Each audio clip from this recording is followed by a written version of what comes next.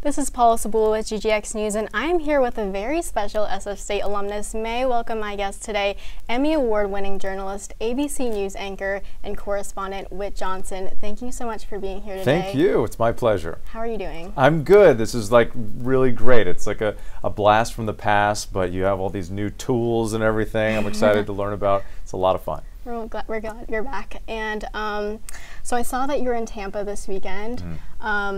A very hard spot hit for Hurricane Helene. I was wondering what it was like being in the eye of the storm and also being the eyes and ears for the people down there watching a very tragic weather event unfold. Natural disasters are challenging in so many ways to cover. The one benefit that we have is it's in the forecast, so we know it's coming. Right, so we're able to get on the ground and get there early, and we get a bunch of resources in place and a bunch of snacks and literally like food to eat in case everything melts down and you need to hunker down for a while. So it gives us a little time to prepare, get a sense of where the storm is headed, get a sense of the community ahead of time, where the high risk areas are, so you can go in with a bit of a plan. And so that's what we did. Thankfully for Tampa and the area where we were, it wasn't a direct hit. So we were there as the storm was for the first like wave of the outer bands, the hurricane force winds started hitting us as it came ashore. But the worst of the storm went further north. But for any natural disaster, you walk into it with a little sense of anxiety because you know what this could mean for the people who live there. And especially when you've covered multiple disasters like this, you've seen the worst of the worst. So you just hope like, okay, well, I hope that our stories get on the air and that everything's fine, but really like you're worried about the community and you're worried about your own safety in all of that too. So it's a lot to think about all at once, but my primary focus is to stay committed to the story and to make sure that we're doing everything we can to get the best information to the people who need it. You know, people who are in the flood zone, evacuation zone, whatever it might be, and to make sure that we tell their stories, in a way that is helpful to the bigger picture of the story. You know, who's really being impacted by these storms. So that's our mindset going in. Thankfully, this time for us, we had a scary moment in the hotel. There was some flooding that night, but we didn't get it so bad. Some of the communities to the north, had a really difficult time. I can imagine. And this is one of the many tragic stories that you've had to cover. One being you were the leading correspondent for COVID-19 for ABC's coverage. How do you manage to put a new spin on tragic stories like these when the news is just constantly negative for a long, long time? The pandemic was tough because that was almost by accident that I ended up like the pandemic correspondent. I was actually covering the 2020 election leading up to that. And it was right before Super Tuesday, and I remember we were getting ready for a big Super Tuesday coverage. I'd been covering the Democrats, and I was supposed to cover Pete Buttigieg. Then the Sunday before, he dropped out of the race. And so I was walking through the newsroom talking to my editor, and I was like, well, wait a minute, what am I going to do on Super Tuesday? And he's like, I don't know what you're going to do, but this COVID thing looks pretty bad, and that's going to be our lead tonight. You want to cover that story? So I switched over to that. At that time, there was an outbreak that happened in Seattle. Then New York had its first case. And then it was a day later, New York had this containment zone because there was this big outbreak. The next thing you know, that was my story for 2 years. Wow. And again, it was something that we thought, was just going to be a few days. And then next thing you know, we didn't have a day off for like the first 3 months when it went from 15 days to slow the spread, 30 days to slow the spread. Next thing you know, there were shutdowns happening left and right, and then and so it was a scary time, and that in particular because the whole world was shutting down around me. Even my colleagues, half our staff was going home and they weren't supposed to leave, and I was still the guy going out and before we knew really how this virus was spreading, I was going out to the hospitals and talking to people who were sick and who had it and who were dying. So that was a really interesting moment in my career. And all you can do, for me personally, I always think about everything from just the perspective of a husband and a father, because that's who I am now. That's my identity. I'm a dad. And so as I'm talking to people, I'm thinking about families and how this is impacting families who are separated, who can't see each other for one reason or another. So I always try to approach the story from that way, but it's hard to not feel it. And I'm human. I feel these stories, but you have to stay steady and deliver it in a meaningful way. You can't get distracted. You can't let your feelings, take away from how you approach and tell the story. And that's a great responsibility. You're not only covering locally, but nationally as well. But news hasn't always been on that big of a scale for you. In your career, you went from Washington to Utah to LA to New York. Tell me, how did SF State kind of set you up for such a successful career in broadcast news? I think here it was a matter of access to equipment and people. And that's what I say to students all the time. Take advantage of all these resources you have around you. Take advantage of the professors and the people who come and speak to you at school. We had local reporters and anchors come and talk to us, and those were some of my most memorable moments. I was at the edge of my seat. I'm like, tell me how you got your first job. How did you do it? Do you get nervous? Are you scared of things? Was there ever a time when you thought you weren't good enough?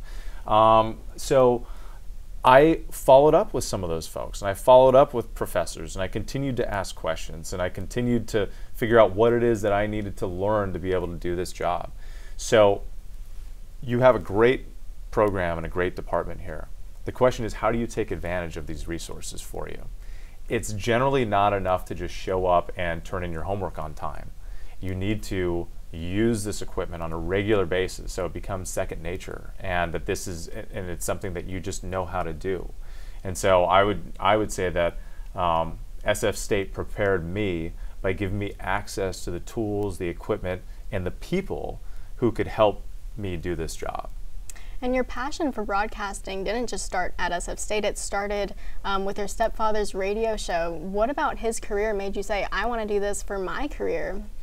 And I didn't even know what it was that I wanted to do initially. When I watched him on the radio and on television, I just knew that I was fascinated with TV and radio, broadcast in general. I thought it was amazing that millions of people would listen to someone talk.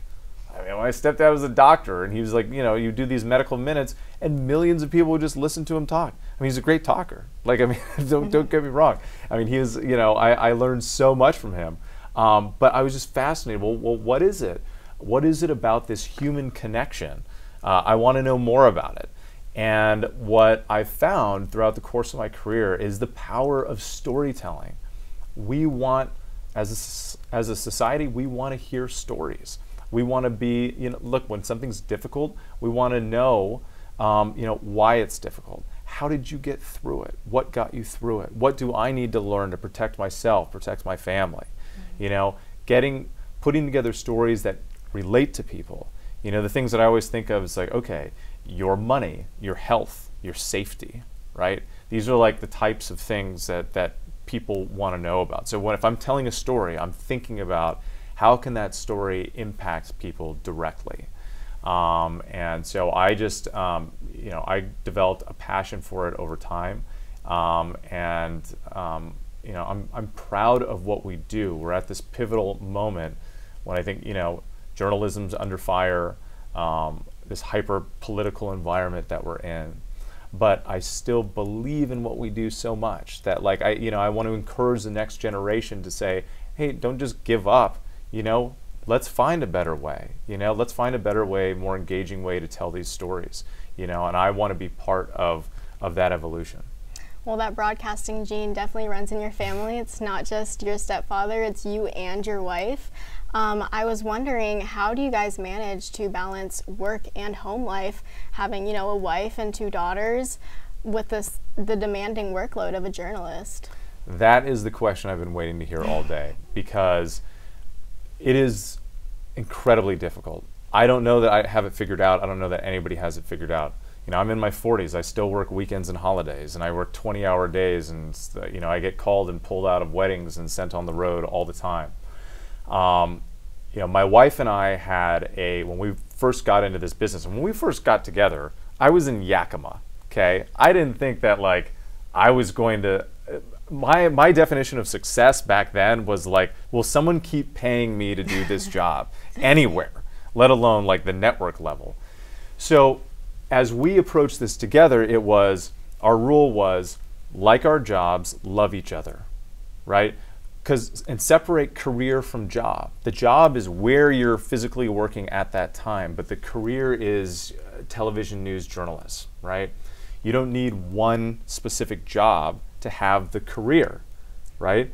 So if one of us got an opportunity that was too great to pass up, we pursued it, and the other one would have trust and faith in their abilities that they would pick something up wherever they went. And that's what happened. And my wife and I lived in 5 states plus DC, and we managed to each move around and get jobs. When I took this job at ABC, she took a step back and freelanced. So now she's freelancing, and that gives us more of that work-life balance that we were talking about. But I know we don't have a ton of time, but I want to tell you one story about balancing life and work. Mm-hmm. I quit network news in 2012 after I was at CBS because I was afraid. My wife became pregnant, and I was on the road 200 days out of the year. I was a news puppy at CBS News in Washington, D.C. I was very young at the time, struggling to make a name for myself. And I thought, there's no way I can be a good father and do this job. And I had opportunities at other networks, at ABC and NBC, but that time I decided to go back to local news. And people thought I was crazy. They're like, you're in Washington, you're like a network correspondent, you're gonna go back to local news. And so I went back to LA and I became an anchor there. And not only was that better for my family, but it actually helped my career, because I got to go back and anchor in a large market at a high level that had lots of breaking news all the time. And it actually ended up benefiting my career more, that when I went back to network news, I was much more prepared and comfortable in my own skin and who I was as a storyteller. So that's one example where, like, you're gonna have to make choices and make sacrifices. And you might be surprised that sometimes what you think might be a choice against your career ends up helping your career. For me, again, I mentioned before, my identity, is not just I'm a journalist, but I'm a dad. That is my life. And I take that mindset into the stories that I tell. And I feel stories a different way because of that. But you have to make incredibly difficult choices. I would say always choose family and love first. The rest of it will sort itself out. My wife and I have been married 17 years, and we've had the craziest life. Like, we've been all over the place. But we're best friends. She's my partner. And, and I would walk away from this job in a heartbeat if it was going to threaten that, or threaten my ability to be there for my girls. Well said. And building off of the choices that you make for your career, my last question is for you is, you were born in San Francisco, raised in San Francisco, you love the Niners, but you never came back to the Bay Area. Yep. I want to know what influenced your decision to pursue opportunities outside of the Bay Area, if that was your plan. My plan initially was to get back to the Bay Area. This is where I wanted to be. But I couldn't get a job here. Like, nobody wanted to hire me. Nobody in San Francisco wanted to hire me. And frankly, the market was just too big for somebody out of college to be on camera. I mean, you'll hear rare stories that somebody started as a producer and then ended up on TV. That's not the path. That's not the typical path. Those are anomalies. Those are outliers. I encourage people to not pursue that, right? I needed to go to these smaller markets and small towns to learn and grow at my own pace. If I didn't go to these places, then I wouldn't have been ready when the moment came. And I think a challenge for a lot of people who get into this business is knowing where they truly are, right? Everybody wants to go for the big thing, shoot for the moon. I want this, I want that. But sometimes you can get an opportunity too soon. And if you're not ready for it, then you could be exposed, as not being prepared, and that could end up damaging your career. And you might have to take a step back at some point. So for me, every step of the way was an important part of the process. And I would learn and grow. And I kept looking back at San Francisco. There were moments after Salt Lake, I spoke to my old news director, KGO. I'm like, hey, what do you think? And he was like, eh. And I was like, okay, well, I got 2 network opportunities. I got 2 opportunities in LA. I'm just going to skip the whole San Francisco thing and go pursue this. And that's what I did. And I ended up in DC. And then at that point, I even thought about coming back to the Bay Area after I was at CBS, but then the opportunity came up in LA. It was a better opportunity, so it never happened. I still love San Francisco. I still love my Niners. Yeah. Even though I watched them lose in the Super Bowl, which was incredibly painful. But no, I'm still a Bay Area dude through and through. But I don't know if I'm going to be moving back anytime soon. Well, that said, I'm really glad you're back in San Francisco, even if it's just for the day. Thank you, Whit, for being here. It's really been a pleasure having you here. Thank you. Pleasure's all mine. It's really been great. Thank you. And for the viewers watching who want to see Whit Johnson in action this weekend, tune into ABC's Good Morning America and World News Tonight, where he will be anchoring in New York. Thanks for joining me in San Francisco. Paula Sibulo, GGX News.